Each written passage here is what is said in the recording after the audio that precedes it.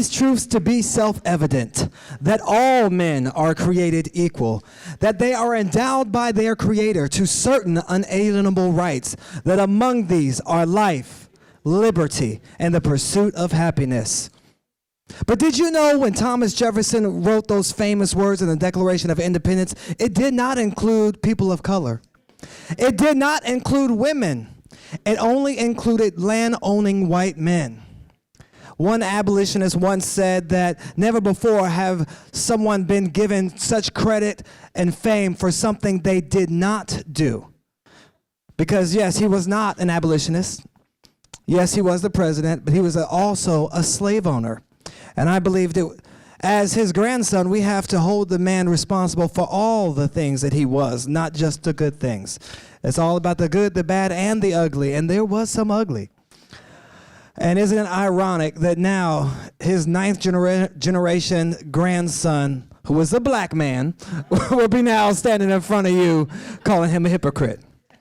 So again, as you heard, my name is Sharron LaNier. Thank you guys for sticking around to listen to me. I don't know whose bio they were reading. I was like, who did that stuff? I was like, okay, now they're going to expect me to get up here and do something. But I just appreciate you guys being here, and it's an honor for me to be able to take part in this amazing event that you guys are holding. And 200 years is definitely a great celebration. So thank you, Marjorie, for getting me here, and for everyone who participated in this amazing event. And wasn't the food good, y'all? Amen. I was like, I need a nap right about now. I don't know about y'all. Look, I've been up since 4:30 this morning. I had to anchor the news this morning on Cheddar News. Get on a plane, come here. So hang with me. I'll only be in front of you for a few minutes. I did want to tell you a little bit about my story and my family.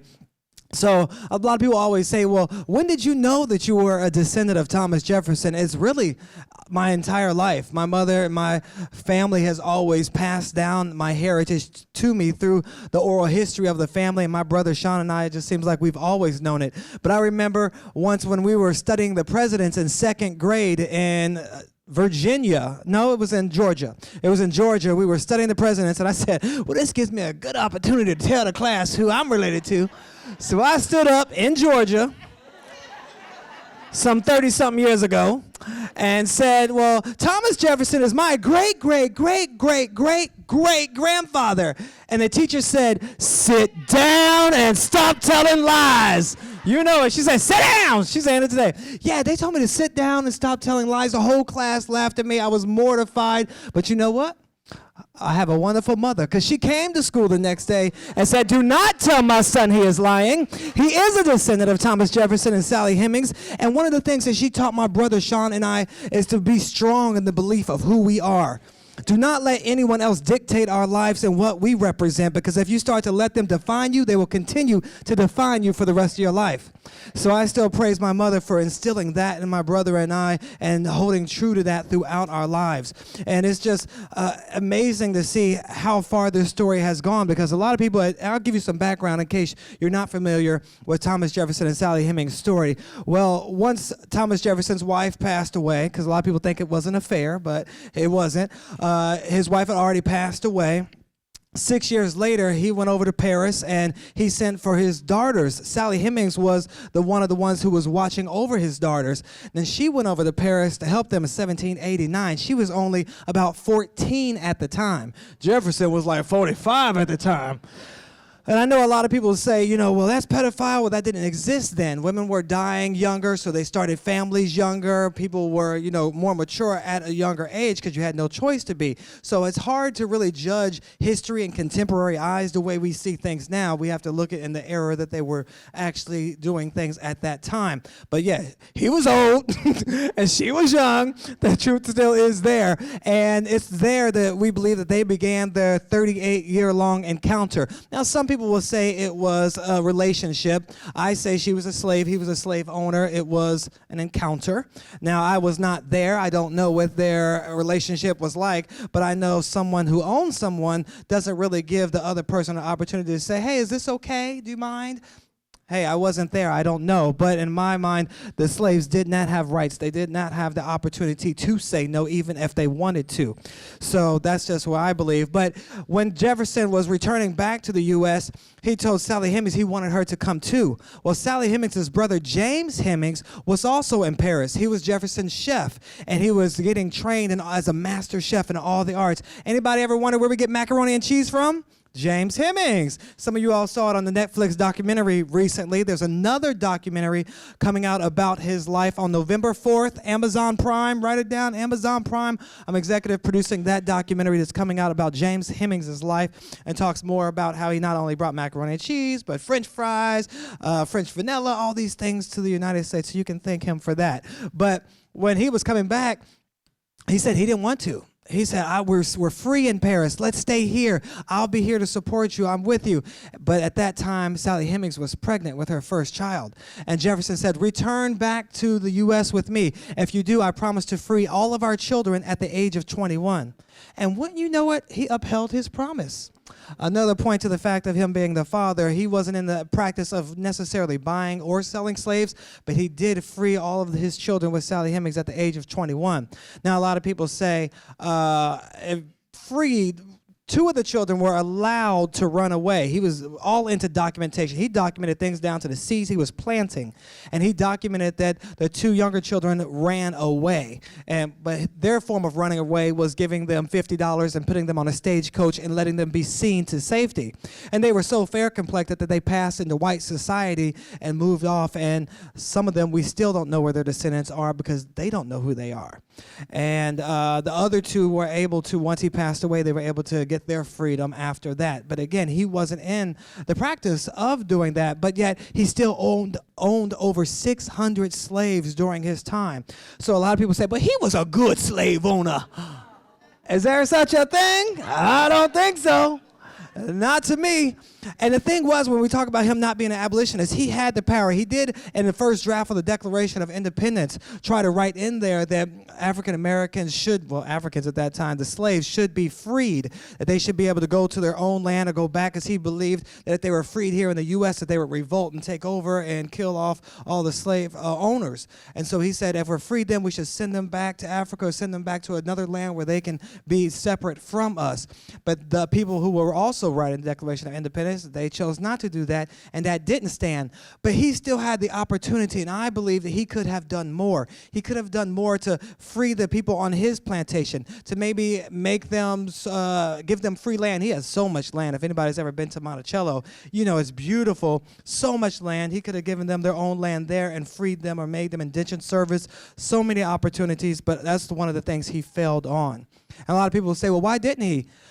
He was in debt, y'all. Jefferson liked to spend money. He died hundreds of thousands of dollars in debt at that time. So you know it was a lot of money equivalent to today. He died so much in debt that they had to sell off the slaves after he died. They had to sell off the home just to be able to pay off some of his debts. The Library of Congress, do you guys know how we have the Library of Congress?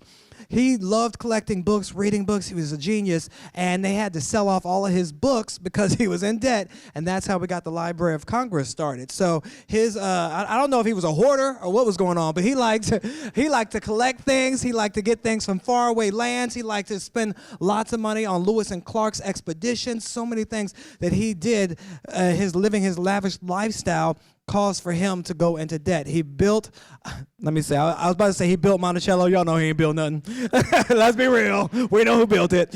He had the slaves build Monticello, tear it down. He was like, I don't like that. Rebuild it again. And he always were making these experiments and these creations and these improvements that he was doing throughout his life. So that's why he died so much in debt. And speaking of building it, if you ever go to Monticello on the back portico, and if you look at some of the bricks and the side of the buildings, you can see small little fingerprints in the bricks. The slaves there, mostly children, were making the actual bricks to build the house. And because they were so hot at certain times, they had to make sure they cooled. And sometimes when they were building with them or when they were moving them from place to place, they weren't cool yet. So their fingerprints would make indentions in the actual bricks. And you can still see their little fingerprints in those bricks to this day. And you go up there and it's just so amazing the history that you can get out of some of the things you see at Monticello. I was lucky to actually have an opportunity to sleep at Monticello. For the first time, they did this immersion experience where they allowed a few of the descendants to actually sleep at Monticello. And it was an amazing experience. Now, the first time, I did it twice. The first time I did it, I went in like, look at here, y'all. I don't want no spirits talking to me. I don't want no chains are rattling. I ain't trying to hear none of that. I'm just going to sleep here and call it a day and wake up tomorrow and take some selfies. Like, hey, I did it. But the second time, I was like, okay, God, I'm just going to go in. I'm going to be open-minded. I'm just going to go in and just let whatever happens happen, right? So the first time I slept in a slave cabin. It's a replica of a slave cabin. I slept there on a mud floor. It got so cold at night, y'all. And then I was thinking about what the slaves went through. They would only get new clothes like once a year. So they didn't have blankets. They didn't have pillows. They didn't live in comfort and cushy beds, you know. So being there and trying to go what they went through, and just that moment, I was like, oh, I couldn't have been a slave, y'all. I'm too bougie to be up in there being a slave. That wouldn't have worked for me. That ain't the way my life is set up right about now, you know what I'm saying? But just to experience a glimpse of what it could have possibly been like for them. The next time I did it, I said, okay, I'm going to be all in. And this time, there was a meteor shower that night, so I was on the back patio trying to see the meteors, and then I accidentally fell asleep on the back steps. About 2 o'clock in the morning, I went inside.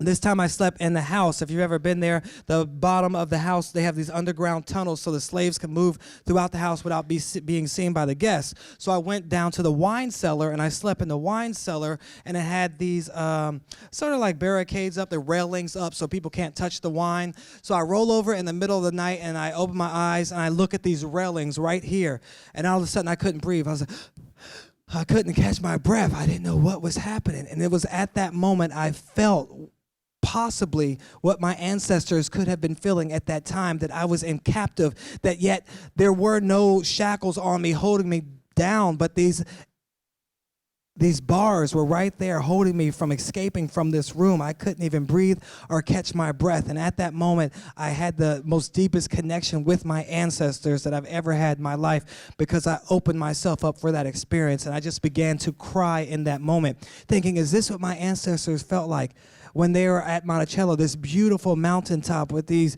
beautiful sunrises and sunsets? But would my ancestors look at this place and say it's beautiful? Or would they say, here we go again, another day of sweat, another day of blood, another day of tears putting into this place to make it beautiful? And yes, I can only imagine what it was like, but I didn't have the shackles. I didn't have the slave owners yelling at me or the overseers yelling at me. I didn't have to fear them busting down my door, raping my wife in front of me. None of that was happening to me.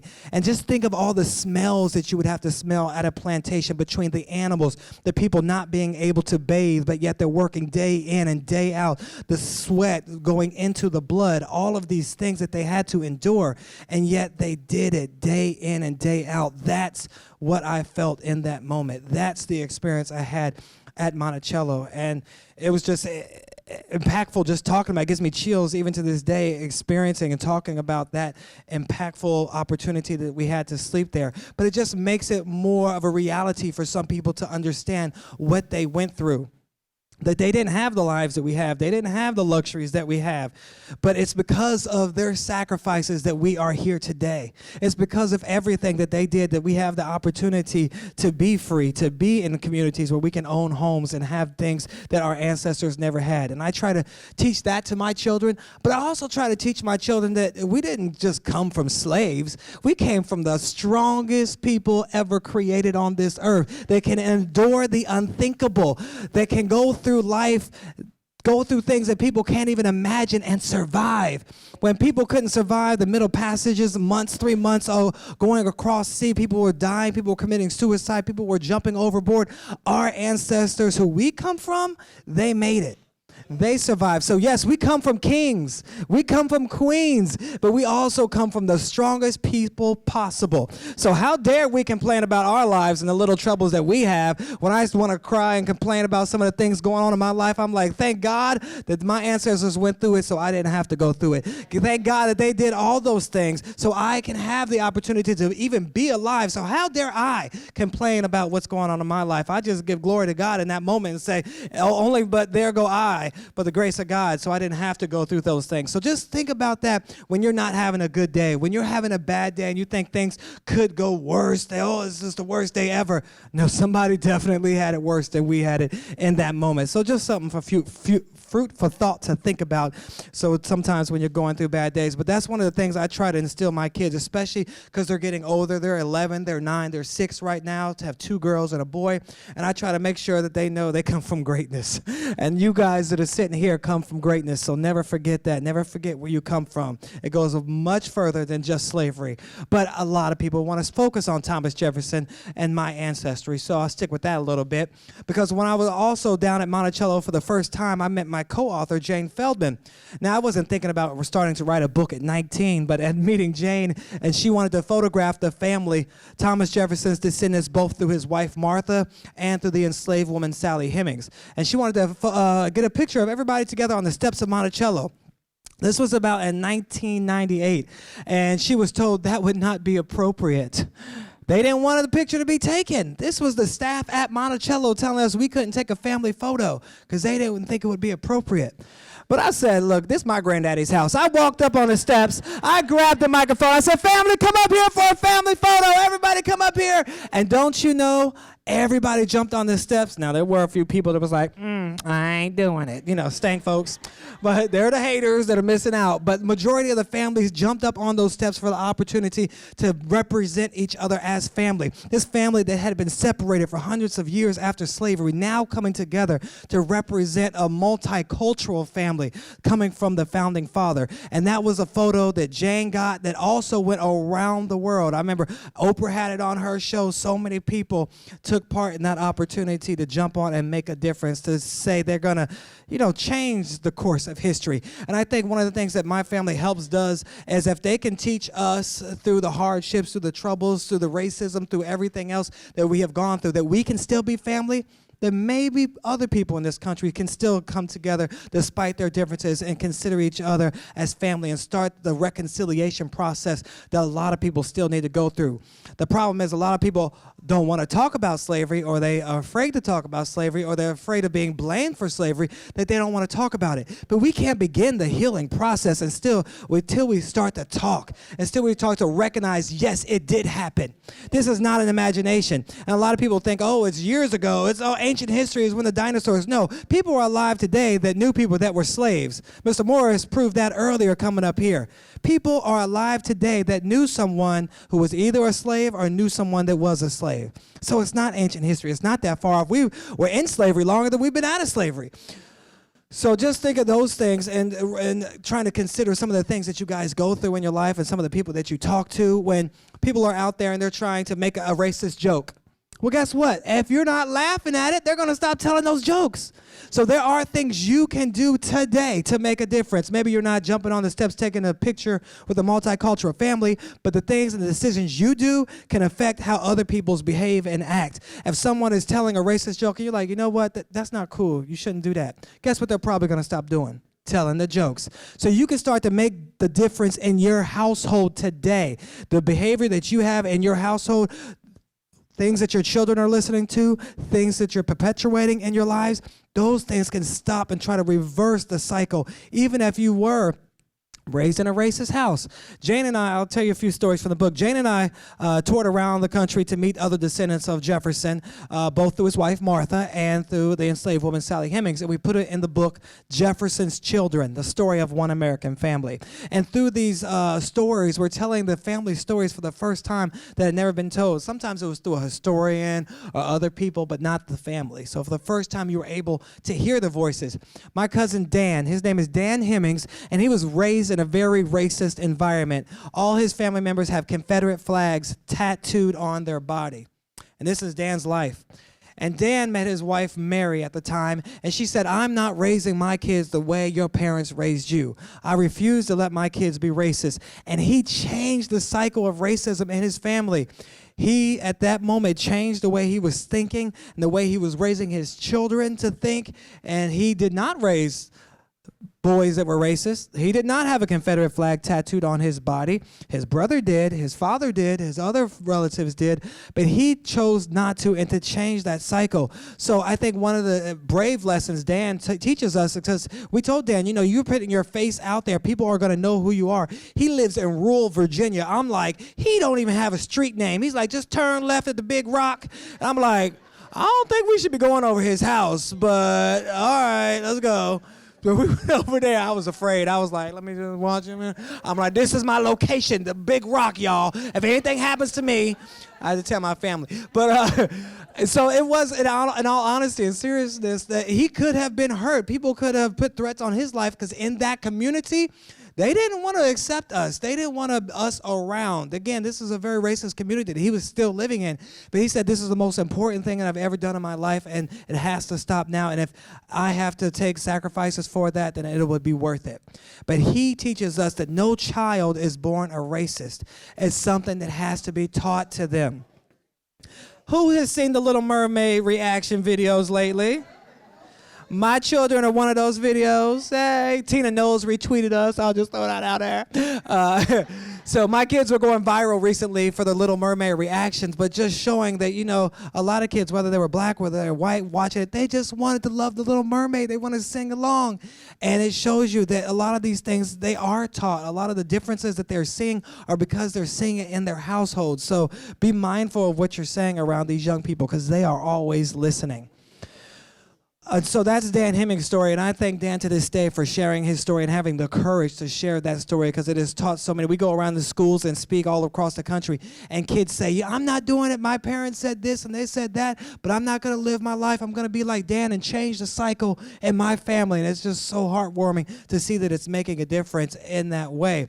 Another family member, Jill Sims. Jill Sims was raised thinking she was a white woman, but always feeling like something was missing, something else. Oh, I forgot. Did you guys catch Dan's last name? Hemmings. Dan Hemmings. Yeah. The best way to separate yourself from those Hemmings at Monticello is to say you're a racist. So you couldn't possibly be related to them if you're passing, right? Well, it happened in Jill Sims' family, too. Her family passed for white. Her great-great-grandmother was the first black graduate of Vassar College. But don't you know, when she was going to Vassar College, she was passing as a white woman because they weren't accepting black students at the time. 2 weeks before her graduation, her roommates and some of the other girls that were so jealous of her exotic beauty went out and discovered she was a negress, as they use in the term of the day.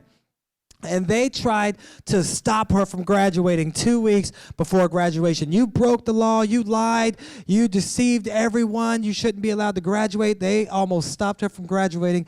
Vassar chose at the last minute to do the right thing and allow her to graduate. And now she's seen as a great source of pride at the university. But it could have gone a very different way for her.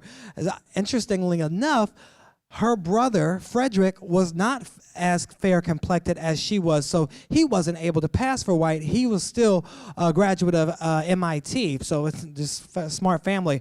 But once she graduated from Vassar, she moved to New York and married another white guy. He was really black. He was passing for white, and he was a prominent surgeon in New York City. I said, I bet his patients never knew it was a black man working on him. Yeah! Get it? But and the interesting thing is, like, a lot of times people don't understand passing. Do you guys understand what passing means? You are literally stepping into another community saying, I'm no longer going to live as a black person. I'm going to live as a white person. And that could be very dangerous. So a lot of times it wasn't. Does anybody know why it was done? Give me some reason. Why would someone pass? A better life? Opportunities, jobs, safety, education, all these things. And sometimes it wasn't a choice. Sometimes it was a mother or a father saying, you're light enough to go on pass, so we're sending you up north to live with Auntie so-and-so, and you're going to pass and live up there. So sometimes it wasn't a choice, sometimes it was, but it was also, many cases, irreversible.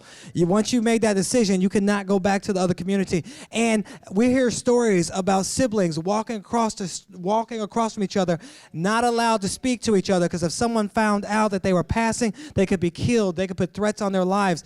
Grandmothers who would only see their grandchildren play once a year from across the street as they played in a park because she wasn't able to go up to them and embrace them. And sometimes if she did have to visit, she would enter the back door and act like the cleaning lady coming up to visit and take care of the children. But if anybody did see any inkling or time or anything about them, they would be like, oh, well, then there's going to be some threats on their life. So a lot was done to preserve and protect those secrets. My mother still gets sad today thinking she could be sitting at a diner with a cousin and not know it because they passed. And some of the families are still passing to this day. So I can't get to all the stories in the book. We don't have time. And I think I'm almost out of time right now. Marjorie's over there like, come on, wrap it up. But I just wanted to share a little bit about my life and opportunities that I've had to share the stories going around the country, speaking to people, and then also teach people that, you know, in saying those words that all men are created equal, yes, in Jefferson's time, he did not have an opportunity to make sure that those words were true. He said all men are created equal, but he didn't practice it, and it didn't become true in his lifetime.